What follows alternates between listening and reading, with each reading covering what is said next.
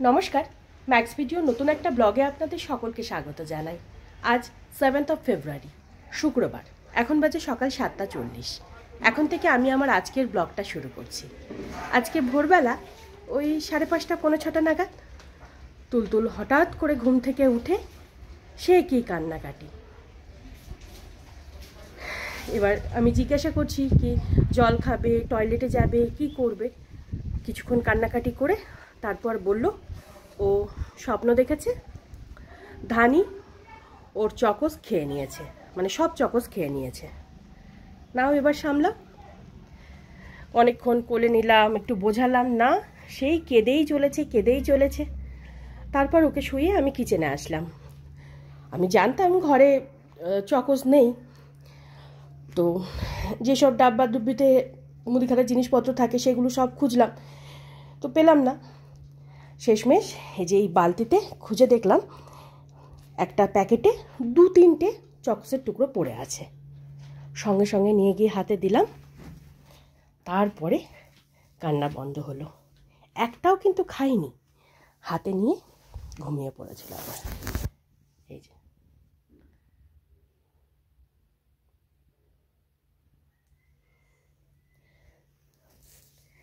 টানা প্রায় 8-10 মিনিট কেঁদে গেল। যাই হোক, তুলতুল তো চকোস হাতে পেয়ে ঘুমিয়ে পড়লো, কিন্তু আমার আর ঘুম হলো না। শুয়ে তো ছিলাম কিন্তু ঘুম আসেনি। তারপর দিদি যখন কাজে আসলো তখন প্রতিদিনের মতন আজকেও উঠলাম। উঠে আমার সকালের প্রতিদিনের যে কাজকর্মগুলো থাকে সেগুলো সব সেরে তুলতুলের জন্য ব্রেকফাস্ট বানিয়ে রেখেছি। আর এবার আমি যাব স্নানে। তখন স্নান করে পুজো সেরে তুলতুলকে সময় মতন ঘুম থেকে উঠিয়ে ওর সকালে প্রতিদিনের যে কাজগুলো থাকে সেগুলো সব সেরে ব্রেকফাস্ট করিয়ে এখন আমি আর তুলতুল দুজনেই স্কুলে যাওয়ার জন্য রেডি হয়ে গেছি। আর আজকে আমাদের বিছানাপত্র রোদে দেওয়ার সাথে সাথে ধানির বিছানাপত্রগুলো ছাদে রোদে দিয়ে আসলাম।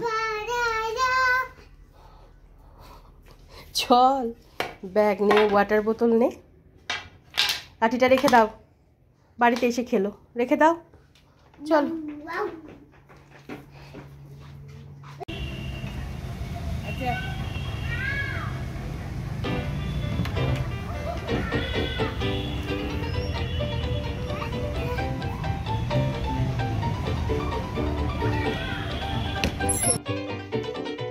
সময় মতো তুলতুলকে স্কুলে পৌঁছে দিয়ে বাড়ি ফেরার সময় কিছু কাঁচা লঙ্কা কিনে তারপর বাড়ি ফিরলাম। গতকালকে যখন আলু কিনছিলাম তখন বারবার মনে হচ্ছিল যে কিছু একটা কিনতে হবে, কিন্তু কি কিনতে হবে সেটা মনে পড়ছিল না। তো বাড়িতে এসে দেখলাম লঙ্কার ঝুড়িতে এই কটা লঙ্কাই ছিল, তো আজকে কিনে আনলাম। আর এই 3-4 দিন আগে ওই মটরশুঁটির পুর আর ময়দা মেখে রেখেছিলাম, 2 দিন করেছি, তারপরেও কিছুটা রয়ে গেছিলো। তো আজকে ভাবলাম এটাকে শেষ করে দিই। এখন ওই মটরশুঁটি পুর ভরা 2টো পরোটা বানাচ্ছি, এই দিয়ে আমি ব্রেকফাস্ট সেরে নেব। আর আজকে একটু ডিমের ঝোল ভাত করব, তাই প্রেশার কুকারে আলু আর ডিমটা সেদ্ধ করতে বসিয়েছি।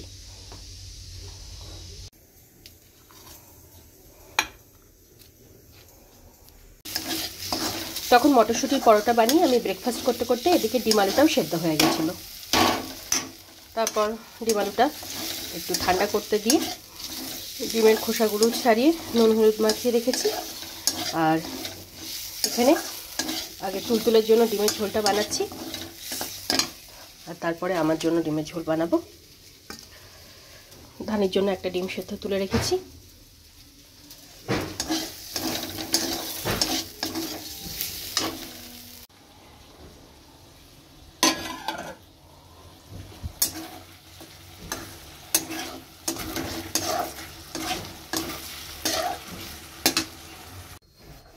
এখন বাজে 12:20, আর এদিকে আমার দুপুরে রান্নাবান্না সব কমপ্লিট।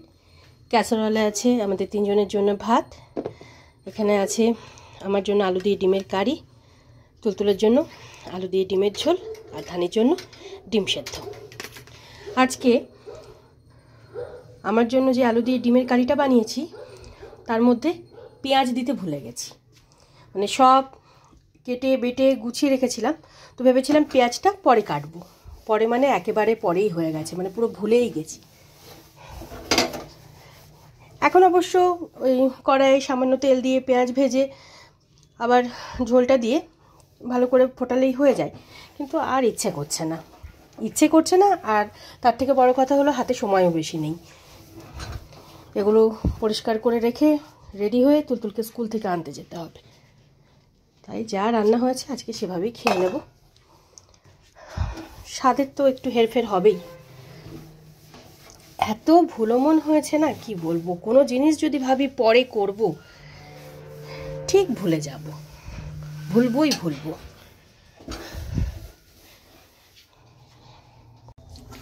এখন বাজে 1:35, আর আমরা ওই 1:45 নাগাদ স্কুল থেকে ফিরলাম। স্কুল থেকে ফেরার পর আমাদের প্রতিদিনের যে কাজগুলো থাকে সেগুলো সব সেরে তুলতুলকে লেবুর রসটুকু খাইয়ে তেল মালিশ করে স্নান ধান করে রেডি করে দিয়েছি। আর এখানে এখন ওর খাবারটা বেড়ে নিয়েছি, ওকে খাইয়ে দেব। তুলতুলকে খাইয়ে তারপর ধানিকে খাবারটা বেড়ে দেব। আয় মা, চেয়ারটা নিয়ে আয় তো। আয় বাবা, চেয়ারটা নিয়ে এসো, চলে এসো,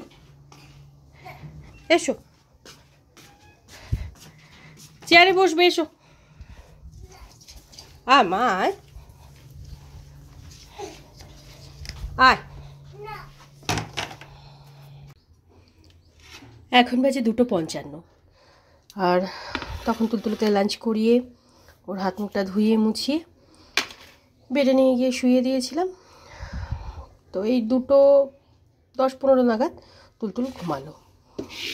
ওকে ঘুম পাড়িয়ে ধানিকে খেতে দিয়ে আমার এদিকে প্রতিদিনের যে কাজগুলো থাকে সেগুলো সব সেরে তুলতুলের স্কুলের জামা কাপড়গুলো কেচে ধুয়ে আজকে আর ছাদে মেলতে যাইনি, এই ঘরের হ্যাঙ্গারেই মেলে দিয়েছি। আর এখানে এখন আমি আমার খাবারটা বেড়ে নিয়েছি।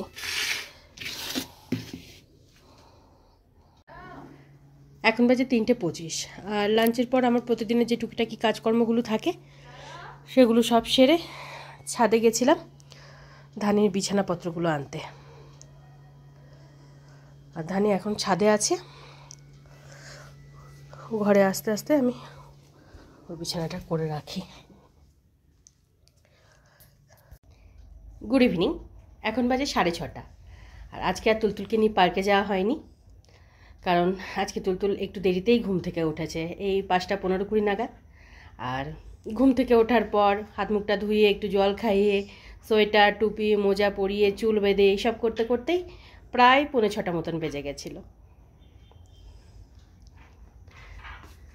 এদিকে আমি বিকেলের কাজকর্মগুলো সব সারছিলাম, আর এবার তুলতুলকে দুধটুকু খাইয়ে তারপর যাব সন্ধে দিতে।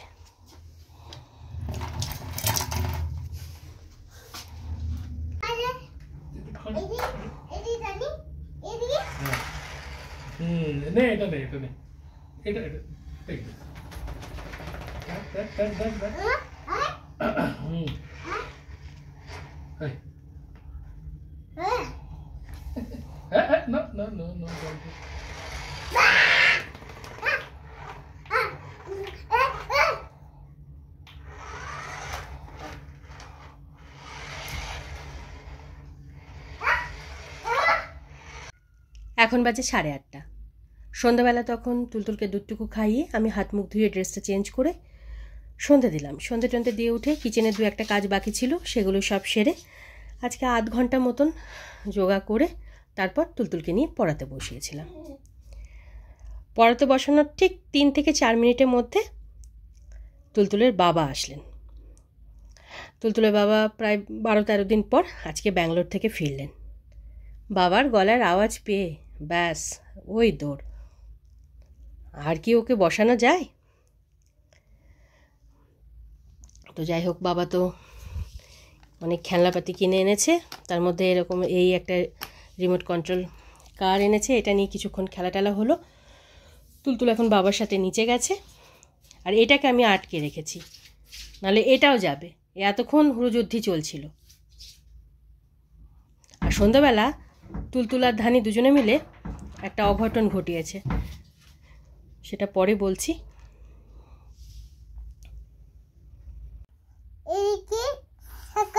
হ্যাঁ, সার্কেল নয়, এটা ও। ও ফর হ্যাঁ হ্যাঁ হ্যাঁ। না না বাবা, এটা রং হয়ে গেল। ইরেজার, ইরেজার কোথায় বাবা? না, ইরেজ করো। এখন বাজে 9:55। আর তখন তুলতুল বাবার সাথে নিচে একটু ঘোরাঘুরি করে ঘরে আসার পর ওকে পড়াতে বসালাম। বিশেষ করে স্কুলের হোমওয়ার্কটা কমপ্লিট করানো ছিল, তো ওই আধ ঘন্টা 40 মিনিট মতন লাগলো স্কুলের হোমওয়ার্ক কমপ্লিট করাতে। তারপর স্কুলের ব্যাগপত্র সব গুছিয়ে রেখে আসলাম রাতে রান্নার দিকে। তুলতুলের জন্য রুটি করে গরম জলে ভিজিয়ে রেখেছি, আর প্রেশার কুকারে তুলতুলের বাবা আর ধানির জন্য ভাত হচ্ছে। আর প্রেশার কুকারেই ওই কৌটো করে ডাল সেদ্ধ দিয়ে দিয়েছি। আর তুলতুলের বাবা খেতে বসার আগে একটা ডিমের অমলেট ভেজে দেব।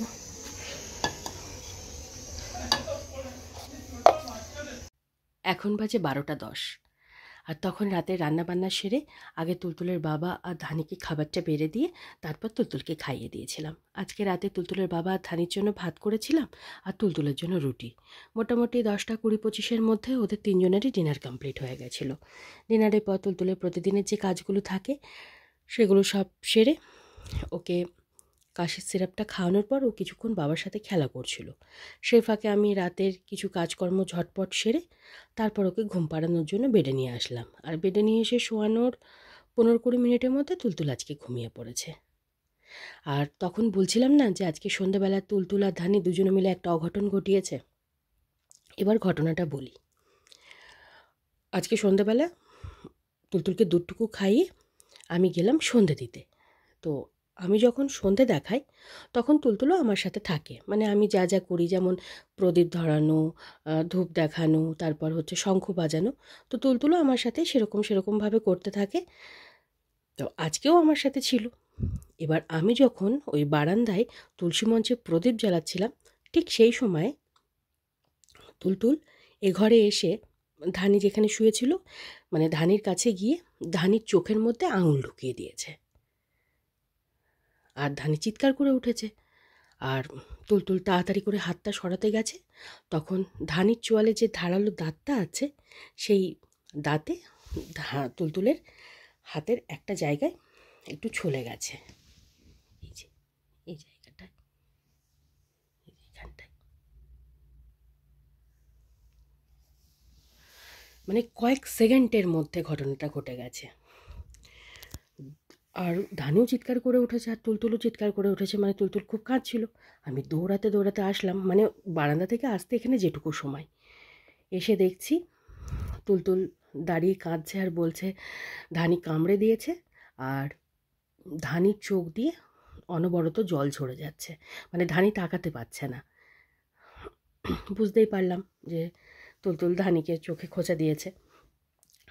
তো আগে তুলতুলকে একটু শান্ত করালাম, মানে ওকে কোলে নিয়ে বেসিনের কাছে গিয়ে হাতটা ভালো করে সাবান দিয়ে ধুইয়ে মেডিসিন লাগিয়ে দিলাম। তারপর ধানির চোখেও একটুখানি জল টল দিয়ে ঠিক করালাম। তারপর আমার টেনশন হয়ে গেল যে আমি তো বুঝতে পারছি না, মানে দেখে তো বোঝা যাচ্ছে যে কামড়ায়নি, মানে সেরকম কোনো দাগ নেই।